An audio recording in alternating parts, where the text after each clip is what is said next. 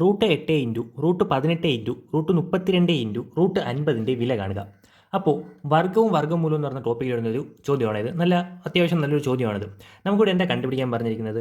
√8 × √18 × √32 ഇതിൻ്റെ വിലയാണ് നമുക്ക് കണ്ടുപിടിക്കേണ്ടത്. നമുക്ക് ആദ്യം കാണുമ്പോൾ തന്നെ അറിയാം ഇതൊന്നും ഒരു പെർഫെക്റ്റ് റൂട്ടല്ല, അതായത് ഇതൊന്നും ഒരു പെർഫെക്റ്റ് റൂട്ട് സംഖ്യകളല്ല നമുക്കറിയാം. ഓക്കെ അല്ലേ? അപ്പോൾ എങ്ങനെയാണ് ഇത് ചെയ്യുന്നത്?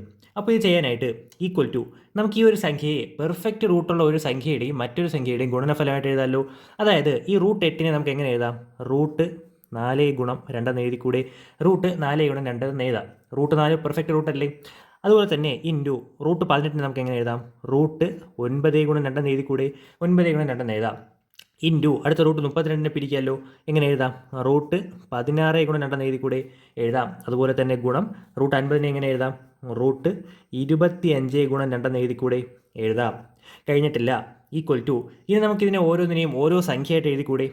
എഴുതാമല്ലോ. എടുത്തെഴുതുന്നു. √4 × √2. √4 × 2 നമുക്ക് എങ്ങനെ എഴുതാം? √4 × √2 എഴുതാം. ഗുണം √9 × √2. √9 × √2 ഗുണം √16 × √2 ഗുണം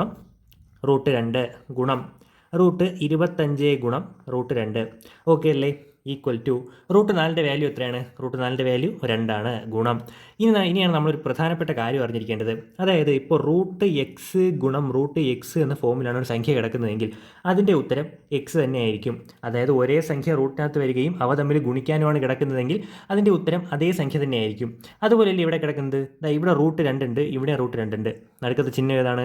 ഗുണനമല്ലേ? അപ്പോൾ √2 × √2 വാല്യൂ എത്രയാണ്? 2 തന്നെയാണ്. 2 ഗുണം അടുത്ത് √9 വാല്യൂ എത്രയാണ്? 3 അല്ലേ? 3 ആണ്.